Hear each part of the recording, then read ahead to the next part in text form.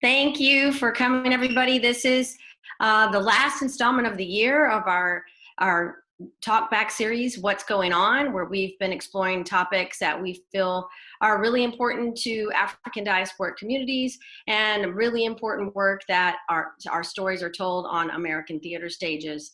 Tonight, we have special event. We have Dr. Barron Kelly, and we have our very dear, wonderful Harvey Williams, two esteemed actors and directors who have a long history in performing classical theater, contemporary theater, and directing. So since you have the luxury of knowing our dear Harvey Williams, I'm going to give you the bio of Dr. Barron Kelly, who is a dear friend of mine. But just to let you know how much he knows about these things, I'm going to read a little bit of his bio to you. Dr. Kelly is a four-time, not one, not two, not three, four-time Fulbright scholar. He's a member of the National Theater Conference. He earned his PhD in theater research from the University of Wisconsin-Madison. He has a diploma from London's Royal Academy of Dramatic Art and a Master of Fine Arts in Acting from California State Long Beach. He has traveled extensively as a cultural specialist for the United States Bureau of Education and Cultural Affairs. He's teaching and lecturing on theater in Africa, Europe, and Asia. And his teaching of acting has led him to teaching and lecturing residencies in more than a dozen countries on 5 continents and in 20 American states. He's been a fellow at Harvard University's W.B. Du Bois Institute for African American Research, which is now the Hutchins Center for African American Research. And prior to right now, he is a full professor at the University of Wisconsin-Madison. He is previously the head of acting at the University of Louisville, and now he will be starting an international acting institute at the University of Wisconsin. So this is a very exciting moment for us to be able to share this type of scholarly work and professional performance work with you as our audience. So without further ado, I give you Dr. Barron Kelly and, of course, the one and only Harvey Williams, who will be hosting him this evening and sharing in conversation about Black actors in classical theater. Thank you so much. All right, well, welcome, Dr. Kelly. We really do appreciate you taking some of your valuable time to be with us this evening to share some things. So let's just kind of get into some real basic things. First of all, how did you get into acting, and why did you choose to go toward maybe more emphasis on classical text? Can you hear me? Am I coming through? When I was in grade school, I was very fortunate to have particular teachers that stressed the arts. And I sang in the chorus of the school, you know, and so a couple of my friends were getting ready to audition for the Metropolitan Opera. Now, I'd never seen an opera before. And, but I wanted to be with my friends, and one of my friends was Italian and one was Greek. And my mother came up to the school, parent-teacher day, and the teacher said, you know, there's an opportunity for your son, and Barron would like to do this. So my mother brought me down to the Metropolitan Opera, and I auditioned, and I made it. And that was where the sawdust went up in my nose, and I always, all these different languages and rhythm. Also, I played piano when I was younger, and then I went into the violin, but then it was later with the drums of the rhythm. And I always loved old movies. And I never did any of the school plays, but I loved old movies. And so when I was in junior high school, I asked my teacher if there was a place that taught people how to act for television, film, and theater. And he said there was the High School of Performing Arts. And, you know, so he helped me with a couple of pieces, and I got in. You know, I was always into sports and track and all that other stuff. But then, you know, with the music and all that, and then that's how it really started for me. Mm-hmm. And, you know, doing summer programs going out into the community. I grew up in New York City, going out into the community, Brooklyn, Harlem, doing shows out on flatbeds of the the back of trucks and in parks and all that. So that's where it really started for me, just being exposed to all of this stuff. Yeah, and it's interesting that it did start from a perspective of having a teacher involved. Oh yeah. That kind of opened the gate a little bit for you. Very now, much. when we speak about classical theater, it's kind of like, I guess, like being a doctor or a musician. There are different types, different genres of things in theater. But when you say classical theater, what are we talking about? Well, particularly plays that deal with some kind of heightened language. People, when you talk about classical theater, most people think of maybe Shakespeare or the Greeks, translations of these Greek plays, Moliere, Restoration drama, from the, certainly the 17th century, 16th, 17th century. But primarily for me, when I went to drama school in London, I was led that way by two tremendous actors who saw me in something. And they said, if you can get into this school, because one of them is friends with Derek Jacobi, the great British actor,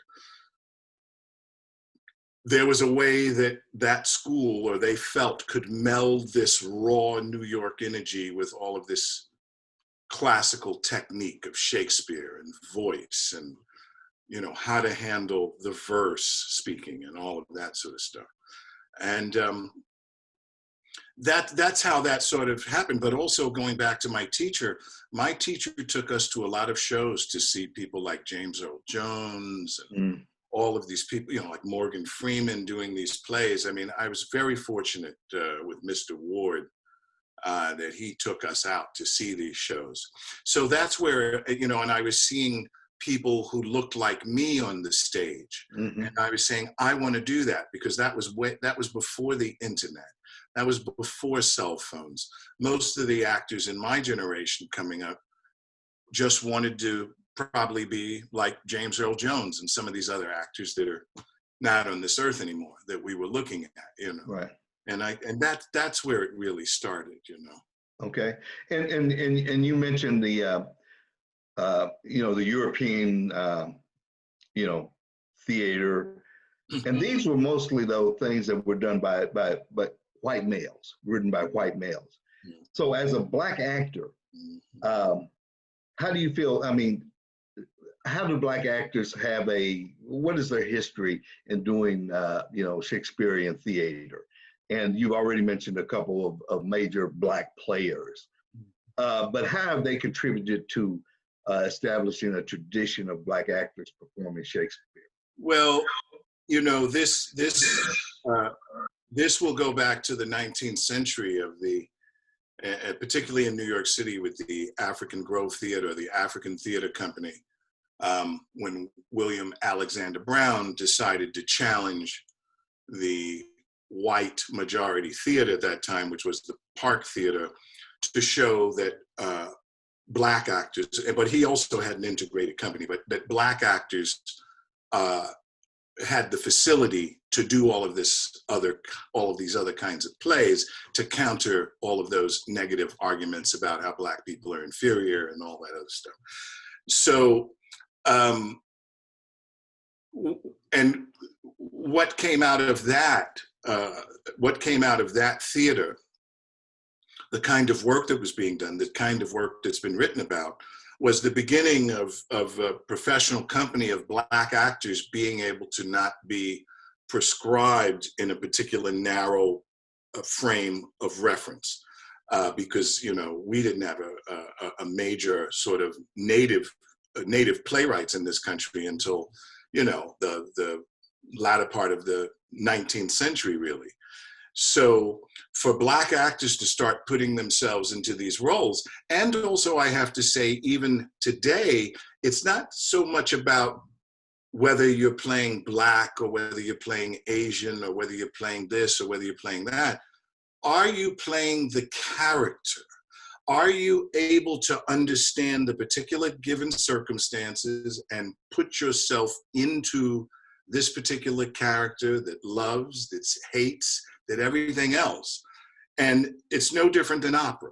It's no different than opera. The great opera singers of George Shirley and all of these other people, Leontine Price, you put yourself in these situations and you use your instrument. That's what it's really about. Now, all the other arguments of people saying, well, you know, these characters weren't written for, you know, a lot of these characters weren't written for actors of color or Black actors. That's true, but that doesn't mean that a Black actor, it doesn't mean that you have to be white and Danish to be able to play Hamlet. You understand? Mm-hmm. Or that you have no, because most of the time, if there's a major production of Hamlet, all of the actors are coming from all these different places anyway, you know, having these kind of roots and such. So that's what I always prescribed with. And I remember that I heard James Earl Jones a number of years ago credit the man that I wrote my dissertation about, Earl Hyman, who James Earl Jones has said if James Earl Jones would not have a career if Earl Hyman didn't lead the way. And then before Earl Hyman, there was Canada Lee and all these other people, but Earl really took the banner and ran with that. You know what I mean? So that's an argument that, you know, people talk about, and most people don't really care about this kind of stuff anymore. Maybe at the Royal Shakespeare Company and Papa Essedieu, British actor who played Hamlet, you know, a few years ago, first time in the history of that company that happened. But, you know, we live in an interesting world, and I'm going to digress for a second. Most people are not aware that when people are talking about the Black British invasion, of how the Black British actors are better trained or more theater trained, that's not the case. That is certainly not the case. And it gets into a whole thing about economics and about visas and sponsorship.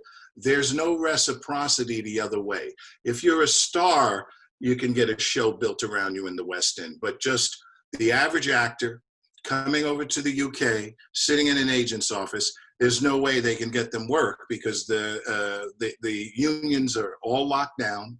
It's difficult to get working papers. And in the 1950s, there was a production of Moon on a Rainbow Shawl that Earl Hyman did with Vinette Carroll, the late Vinette Carroll. And Black British actors were protesting because American Black actors were coming over there at the Royal Court Theatre doing, you know, this play. And so now it's sort of reversed. Don't run away. Oh boy. Yes. When you mention being able to get a part, there's always a term, training, when you talk about training. And a lot of emphasis is put on classical training. And when they're looking at someone for a part, they want to know. It's kind of like having a degree, but you don't have a master's degree. So it's kind of like, well, yeah, you're trained and you went to school and you studied, but have you been classically trained? Well, Harvey, there have been people that have been, the soul has been trained out of them. I mean, technically, yes, you can see things, but there's no soul there. There's no life and guts in there. It's the same thing for a lot of dance companies today. A lot of these young dance companies, they're all technically proficient, but everybody wants to do Alvin Ailey's Revelations, but everybody just can't do Alvin Ailey's Revelations. So, you know, this is a very interesting thing, training. I mean, there are a lot of wonderful actors that I saw coming up that didn't have classical training, but they understood about how to bring the truth through the verse or whatever they were doing. You know, all this stuff about training. Yes, you have to be able to understand how a scene is put together, and you have to be able to understand you know, certain fundamental techniques about, you know, action and developing a character and all that other stuff. But you don't need to go to the best drama school to be, you know, to be able to get into classical text. You can go to Los Angeles City College and have a great teacher that turns you on to this, and the rest, you know, you can do it. Mm-hmm. And you speak about, you know, your instrument, you know, your physical presence and what you can bring with your voice and how you know, portray yourself on stage. One thing that I think people would have to agree with is that, you know, a lot of the work with Shakespeare, there's a regiment. There's a regiment to it. And there's a discipline that goes along with it. And that's got to be valuable for actors. Oh, without that. Because I know we get, you know, young people that want to be involved in acting, and they have no idea what that really means when you step on that stage. And you have to be in shape physically, mentally. You have to be alert, aware, know what part you're doing. And a lot of the productions of Shakespeare that you see, you can kind of see the craft that goes into the character. And I think that's a value that applies across the board. Whether you're talking about classical or black theater. Absolutely. Like an August Wilson or something like that, the character has to pop. And there's a lot of work that goes into that. Well, there's also a lot of work that and I can't wait to see the Netflix series. I'm going to see it in a couple of days. What is it? Paul Rainey? Finding Your Voice. No, the documentary about the August Wilson competition with these high school students. Right. Anyway, I've told people for years, August Wilson, no less than Adrienne Kennedy, no less than Lorraine Hansberry, you have to be able to feel the rhythm of the way that those writers wrote.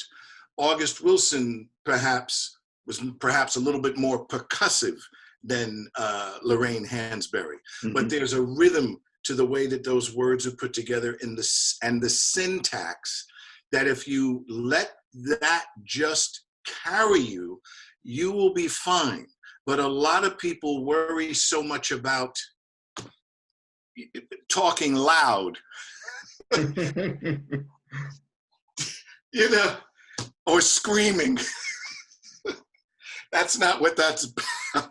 I mean, exactly. We have passion as people. The Italians, the Irish, we as a people have, you know, the Latinx folks, we have passion. People mistake passion for a whole bunch of things. Oh yeah, and like you say, a lot of the work on stage is about that rhythm, like you say, that August Wilson has, and that's where things like paraphrasing and things like that most people. Well, I said it. It means the same thing. No, it doesn't. You're breaking the rhythm. You're breaking the value of the you know, production. And you've mentioned several Black writers, male and female. So is there like in Black theater sort of they have their own canon being established of writers, and hopefully directors will be following along too, and of course actors. What are some of the major performances that impressed you, you know, over a period of time of you've seen? I can tell you right now, can you hear me? Yeah. Okay. That a lot of people may not recognize certain names that I'm going to throw up, but I mean, coming up, Adolf Caesar. I don't know if a lot of people will remember the name. He played, he played the sergeant in A Soldier's Story. A slew of voiceovers throughout his career. I saw Adolf Caesar do a one-man show in New York that NEC did back in the day when I was a kid, called The Square Root of Soul. And he sat on the stage, and the only prop there was a rocking chair.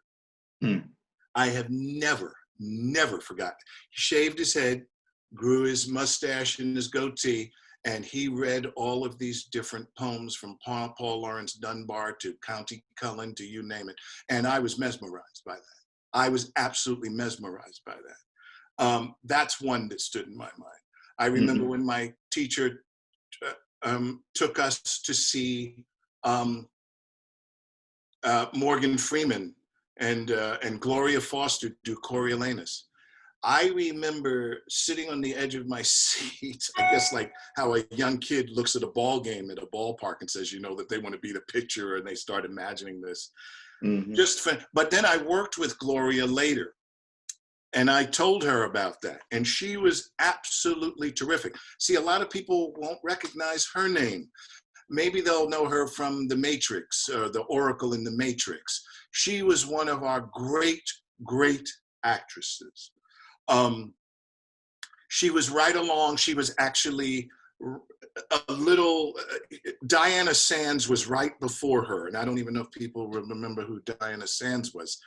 She played Beneatha in A Raisin in the Sun, particularly in the film version, but she did it on Broadway as well. So those are certain performances that stick out in my mind. You know, of course, Fences, you know, with James Earl Jones and Mary Alice. Those are particular, but there are a slew of other performances from actors that no one will ever know that I mentioned them, but they were great actors in these theaters that I worked in the regional theater. I just lived out of my bags, and I was just enthralled by actors who I would share the dressing room with. And they never got involved in all the brouhaha. Actually, when the curtains came down, they put their jean jacket on or their hat and they went home. And that stayed with me, that as I started to have a career, I just said, you know, it's all about the work. It was just all about the work. And if I can even, you know, stand on the shoulders of these giants that have come before me, right, that's all that's about, right. You know, I mean, for me at least, yeah. You know. And you mentioned, you know, kind of the British invasion and how it's flip-flopped, how British actors, well-versed and classically trained, come over and play parts, you know, for American television as Americans. And it's a little bit of a nuance, because we're upset because another Black person got the job, but they're not really, quote unquote, the American Black that they're portraying. And so again, it gets into this character and basically who do the job, who can do it best. A lot of those actors were not names coming over doing things. I mean, Idris was not a classically trained actor when he did Homicide. Sorry, is it The Wire? And I could mention a slew of people. And I'm totally against it, unless, well, there are practical reasons that I'm against it. Sam Jackson spoke out against it a few years ago, and but I'm totally against it. And people can say sour grapes or whatever they want to say, but the Black British actors can go back home and double dip and go back over and do what they're going to do and still come over here. They're making more money over here. And it's not about them trying to get opportunities. It's about the power structure that's putting them into place. And it's creating this sort of stigma, this mystique. It's always been sort of in this country, even with white British actors, you know, and all of that. But now it's, you know, Black British actors are sort of looked at as being exotic in a particular way. And because somebody can, you know, do an American dialect or whatever, I'm just so totally, I think when I saw David Oyelowo, and I don't know him, but, you know, playing Martin Luther King, I went, come on. That for me, I just went, come on. And so we all know that there were other considerations, financial and all that other stuff that probably went into that, with companies putting money into productions and all that. I would assume that happens. So I was just, it's just, if there was reciprocity for us to do it, I wouldn't be saying this.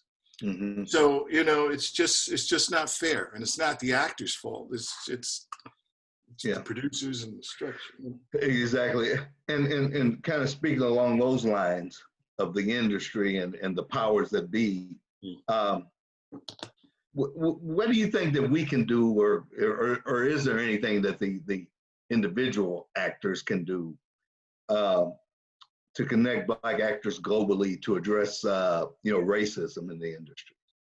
Well, I mean, you know, the Black Lives Matter, all the stuff that happened these past 6 months and over this summer, have brought people to a more sort of an awareness.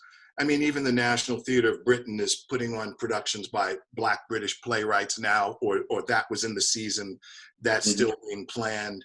I just don't, I just feel so passionate about what I'm saying, that anybody, if they're British on this call, and they're going to say that maybe this is sour grapes, but it's not. It's not.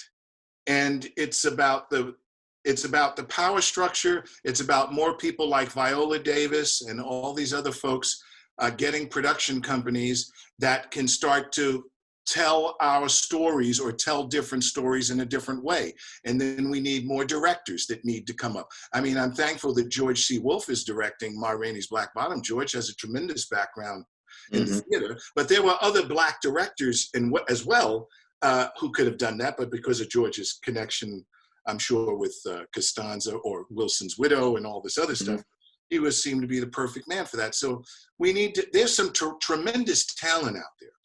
One of the, Nicole, are you on the call still?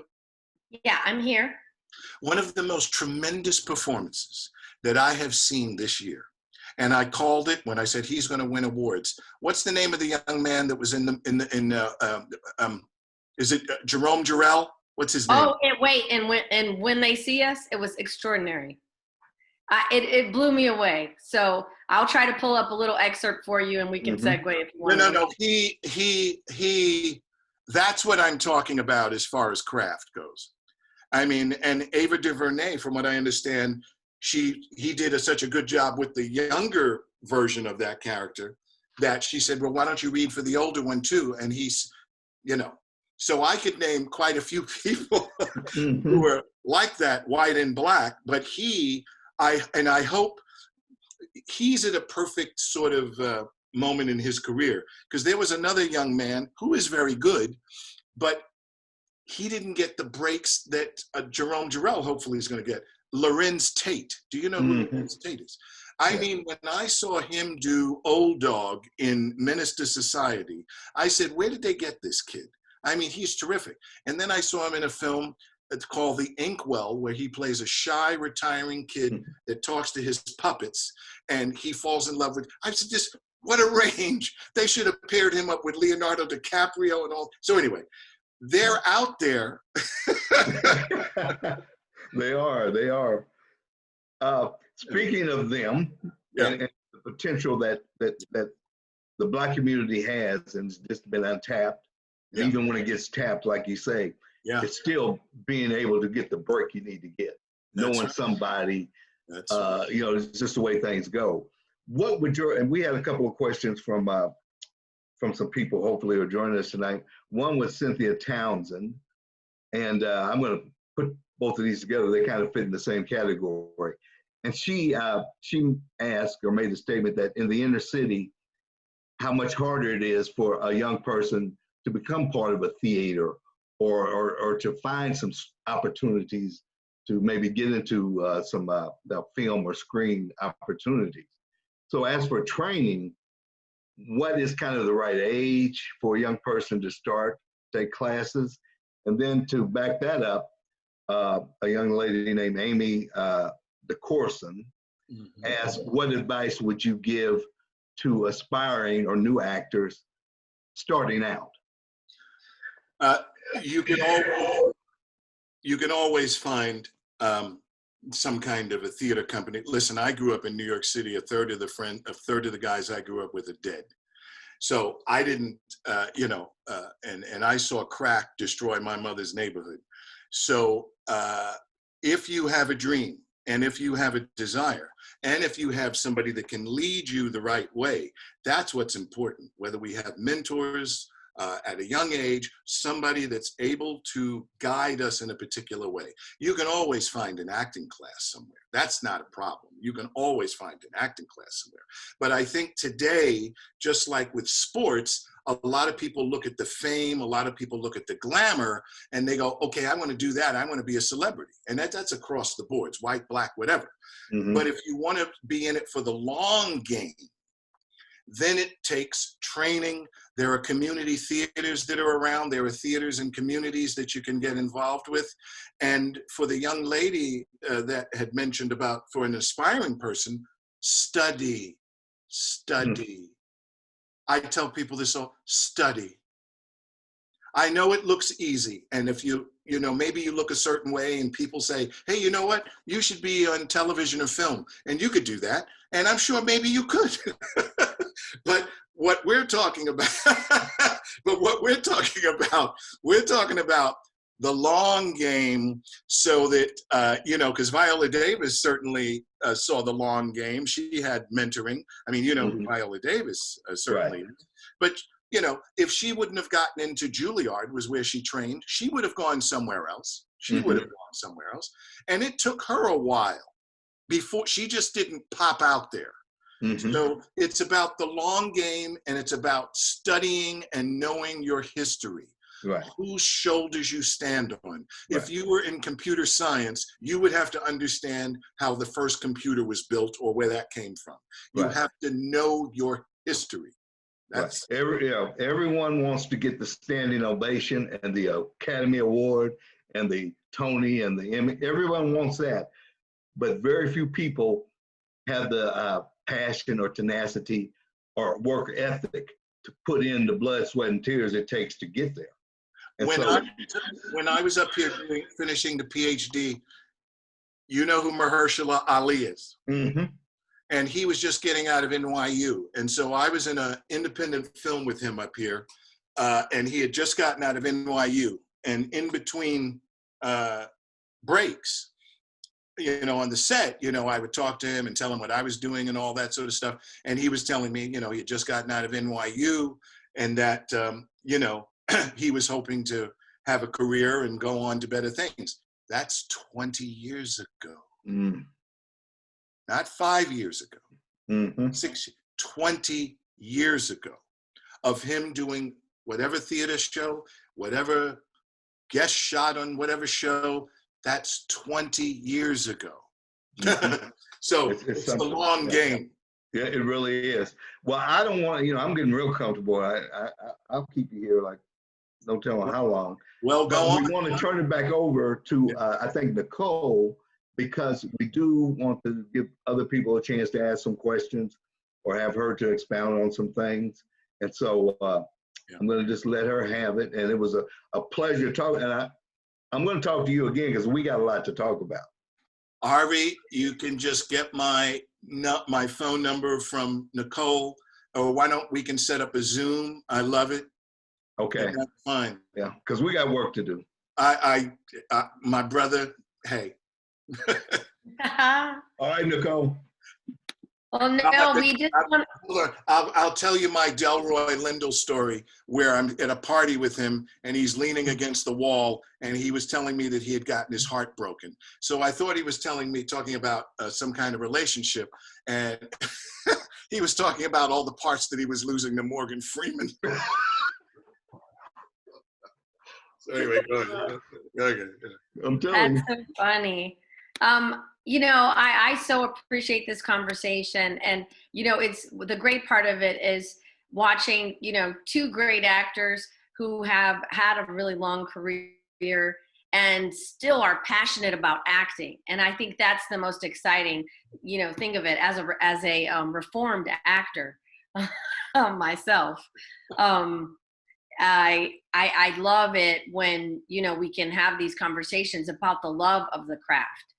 And so I do want to encourage any of the actors who might be with us tonight to say that, craft is the infrastructure that will save you every time, that you can, it will build your confidence. It will have you walk in the room differently. It will change you. So we just wanted to open it up to any questions that we have here with folks who are with us tonight that might have anything for Harvey or Barron about Nicole, your book or one of your books that's coming out is going to be addressing this, right? Yeah, I do. I have a new book coming out called Breaking It Down, and it's about 4 actors of the global majority, of thinking about black and brown actors not thinking of themselves as a minority, but thinking about themselves within a transnational context. We are the majority people of color in the world, and so we should walk in the room with the boldness of understanding that we can do whatever we want, and we can be successful at it. But I think that with a lot of particularly African American actors have been stereotyped and pigeonholed so much that there is a chip that we automatically just pick up a backpack and carry it into the room in a way that is, you know, kind of already solicits defeat, thinking that we're lucky to be there and, you know, wow, this is our big break and we have to really take any part that's given to us. And that's just not the case. I mean, we should be able to choose the parts that we want to play and to turn them down as any other actor turns them down, etc. So yeah, the book will be coming out in July. So that's great. Thank you for that. But I just want to open up to folks that are here. Any questions? You can unmute yourself or, you know, use the hand down at the bottom there under participants. There's a raise hand, whatever's more comfortable to you, but we just want to open it up to your questions.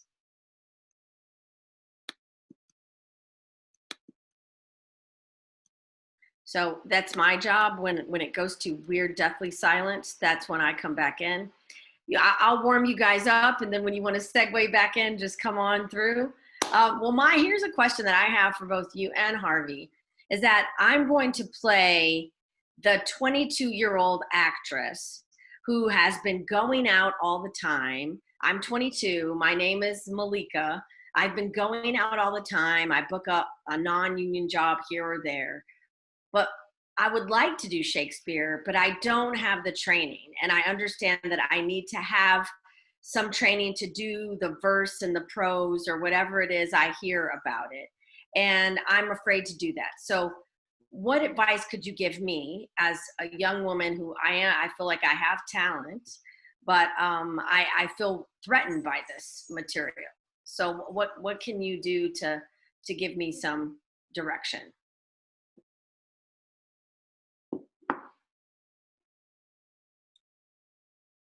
Harvey, you're muted. Okay. Well, for me, just really basically, if someone were to say that, the first thing I'm thinking is that, okay, they've seen the end result of what's good about a good performance of Shakespeare. But then they realize maybe they looked at the play, or maybe they sat through part of it. And so I would ask just what do you know about Shakespeare? And what do you know about that type of, what did you see? Or what did someone tell you that got you to the point where you think you want to go there, but you're not quite sure about, you know, what you should do to get there? So I guess I would be looking for, okay, where is the line between just the curiosity and the wanting to be successful and the passion? And so I would want to get a little more information and then be able to direct them to either read something, read this play by Shakespeare and tell me about it. What do you think about the characters and things like that? Or have them go to some other productions, and then last but not least, talk to some of their peers who are, you know, involved in, you know, the Shakespeare experience, so to speak, and let them communicate, because they're going to give them a lot more feedback and some real advice, more so they pay attention to than from just talking with me. That's great. And you can always, there are always workshops, or, well, first of all, I'm a voracious reader and I love literature. And I'm glad that my parents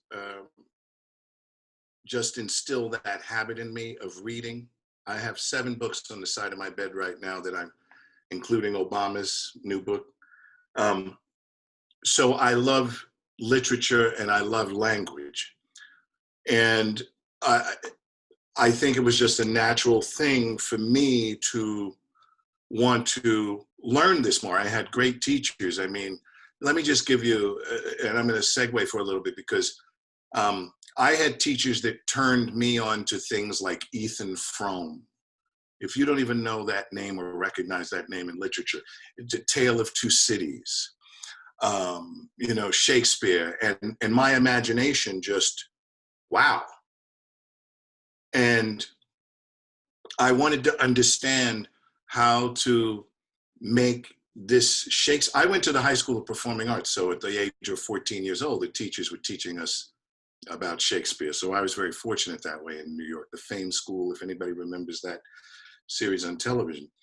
So it's about, as Harvey said, immersing yourself into this and getting to know a little bit more about it and jumping into the deep end of the pool. I mean, you know, jump into the deep end of the pool. Don't worry about it. Part of being an actor is taking risks, isn't it? And, you know, you'll be led the right way eventually. Yeah. That's great advice. I think, you know, this idea that Shakespeare is this elevated text, I think is often intimidated to folks. And I think people also think that Black writers didn't write elevated text. And so I think that that's also a stereotype we'd love to dispel, and to encourage, again, the more you read, the easier it is for you to observe the culture of the time period, you know. And I think just like if you were doing a 1980s piece, that would be a period piece. The same if you're doing something from the 19th century, you just have to see, you know, what are the social circumstance of the moment. So I think those are great. That's great advice for our young folks out here that are asking questions. And there were Black people in in Tudor England. So regardless of what, you know, you may have read in school, there were Black people in England. I'm going to keep quiet about that. Oh, absolutely. I think it's important to share that, you know, one of the greatest Shakespearean actors, Ira Aldridge, you know, who went abroad to work in London and, you know, was, you know, from, I think, the Caribbean originally, but was, you know, in the US and went abroad. So I think we have a long history of doing classical text, you know, so I think it's really important for our actors to know about that legacy. Has anyone gotten the courage here in the chat to ask a question, to type a question? I have many questions, so we still have folks just absorbing, no questions quite yet. So my second question. Oh yes, please, Harvey. Okay, and this is to Barron. You know, there are a lot of the modern day adaptations of Shakespeare, you know, all of the works of Shakespeare. How do you feel about, you know, things get adapted and they get, I don't know what you want to say, dummied down, but they get put into the common language, you know, to make the movie or to do whatever. What are your feelings about taking something, you know, that's in this genre of this classical theater and then making it kind of like, a little bit more pop culture? Well, that happens all the time. I mean, as long as, you know, if you're doing, you know, a totally revised version of a play, then that's one thing. But if you're doing, you're interpreting a play with the text, fitting it into that interpretation, that happens all the time. And there are some really wonderful productions and interpretations of these plays that have been done. But if you load a play up with a lot of gimmicks, a lot of gimmicks to make the audience go, ooh, then I'm not so much a fan of that. Even the Royal Shakespeare Company realizes now that they're in competition with the movies. So the shows now, depending, are getting more spectacular because, you know, and they have to bring the audiences in to see these shows. And so the costumes have to look a certain way in a lot of these productions. So I guess, I mean, I guess it just depends on what it is. I mean, even opera stars feel the same way about certain, or the black opera stars, you know, that I've listened to feel the same way about these weird interpretations of these particular operas that they've been put into, and the costumes and the sets and all this sort of stuff. So I'm sure if you had Leontine Price on here talking to 30-year-old, 35, 40-year-old opera singer today, they would have different views about, you know, interpretations of plays and such. But yeah. I have a question then, just to that end, about Kenny Leon's recent adaptation of Much Ado About Nothing, which was quite contemporary. And I don't know if anyone had a chance to see it, but I have a clip I can share with you here. And I thought that would be interesting to kind of elucidate the point about the contemporary just a little bit. So here we have it. Senor Leonardo be her father. She would not have his head on her shoulders as like a man she is. Oh, so sorry. Hang on. Be her father. She would not have his head on her shoulders as like a man she is. I wonder that you will still be talking, Senor Benedict. Nobody marks you. What, my dear lady Disdain? Are you yet living? Is it possible Disdain should die while she has such meat food to feed it as Senor Benedict? Courtesy itself must convert to disdain if you come in her presence. Then it's courtesy a turncoat. But it is certain I am loved of all ladies. Only you accepted. And I could find in my heart that I had not a heart. For truly I love none. A dear happiness to women! They would else have been troubled with a pernicious suitor. I thank God in my cold blood I am of your humor for that. I had rather hear my dog bark at a crow than a man swear he loves me. Oh, God, keep your ladyship still in that mind. So some gentleman or other shall stay for free destiny. This is an interesting Magic could not make it worse with such a purse as yours were. Right there. Sorry about that. I think I lost it now. Great. So, I mean, I think that the problem with this is when, you know, that it kind of goes both ways, right? That we have this contemporary inference that's imposed on the text. But I think it's also really distracting at times, you know? So I just put it out there to think about, you know, that was a very successful production that, you know, I think there was a lot of meaning. Like I think he staged it down the time of the elections. And so it was Stacey Abrams, you know, was in there, and it took place in Georgia, you know, so I thought it was very interesting, but it is drawing a new audience to Shakespeare.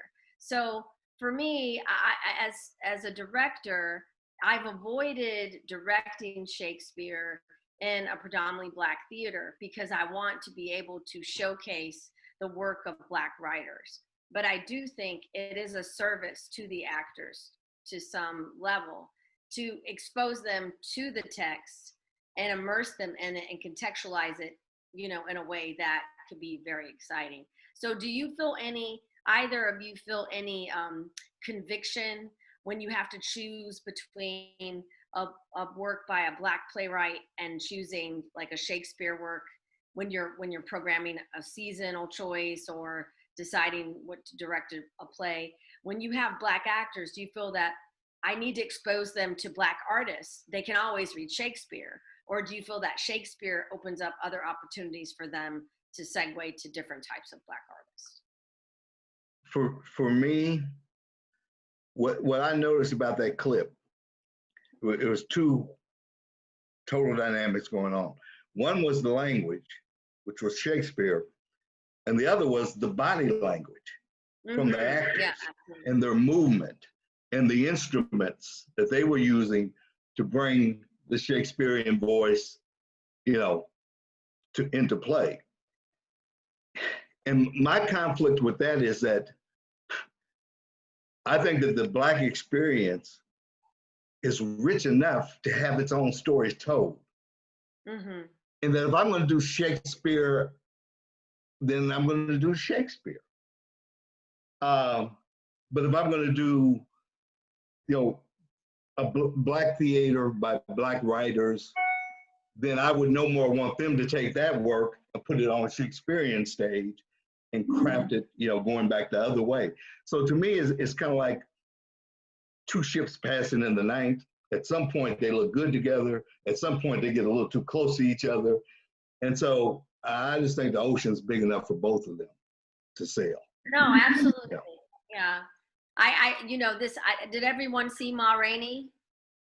I haven't seen it yet. I will see Yeah, it. I have. So I'll let you see it. But I mean, I think that, the comparison to August Wilson is really important here because Wilson does have very heightened language and it demands much physically of the actor, similar to Shakespeare in the sense of not to say that our work is elevated when we can compare it to Shakespeare. I mean, August Wilson stands on his own without comparison. But I think the idea that Black writers throughout the diaspora are not writing heightened text that demands that we pay much attention to the rhythms of the line, in the same way. I think we'd be remiss not to, as you brought up earlier, Barron, not to think about the ways that Black writers are writing the rhythm in the line. And you said if we let that carry us, we are half the battle is fought. So we're about 3 minutes out. I think we'll leave. Shoot. Yes, we have about 3 minutes out. So I'm going to open the floor again one more time for a call to some of our audience members. If there's any questions, I'm looking at the chat. I don't see anything in the chat so far. So Harvey, I will why don't you call me tonight after this call if you're up. Get my number from Nicole and just call me. I can do that. I've got nothing on my schedule tonight. Other than the dishes, I had to put the dishes away. But after that, I will get with you. Nicole, will you That's give great. Harvey my number? Oh, absolutely. That's a done deal. Well, I'm going to turn it back over to Harvey. I just want to thank you, Barron, for being with us. And thank you, Harvey, both of you for sharing your wisdom in this new great context for our audience. And we'll leave the final adieux. Can I say something to the audience or whoever's listening in? Oh, absolutely. My grandmother used to always tell us, don't ever let anybody tell you that you can't. Don't ever. Right? And so now with all of this stuff that I've done, she's not here on this earth anymore, but I just say, thank you. Thank you. So that's what I try to instill in all of these students and these young people when I have a chance to keep going on. And I just don't, that's what it's about. Thank you for the opportunity. We all need that encouragement at this time. I think, as my grandmother used to say, keep on keeping on. And this is a moment where, many of us are heading into holidays or, whatever break that we have and trying to keep our spirits up. So I'm hoping that you all will take this last presentation from KCMPT in 2020 and to join us when we come back in 2021 we are hoping an exciting digital imprint, and we are hoping good news as we all try to navigate this really challenging moment. But we want to thank you all for coming out. Stick with us. We are fighting through this coronavirus moment, and we are so happy for any of you who show up and cheer for us as we are working diligently to bring you new programming all the time. Thank you to Dr. Barron Kelly. Thank you to our founder, Harvey Williams, and our general manager, Lindy Williams, and Doug Schroeders, who's here, Charmaine, who's our social media folks who put out wonderful promos on this. We hope you all have a wonderful evening, and we will see you again very soon. Thank you so much. Call me. I'll be waiting for your phone call. All right, sit by that phone now. Okay.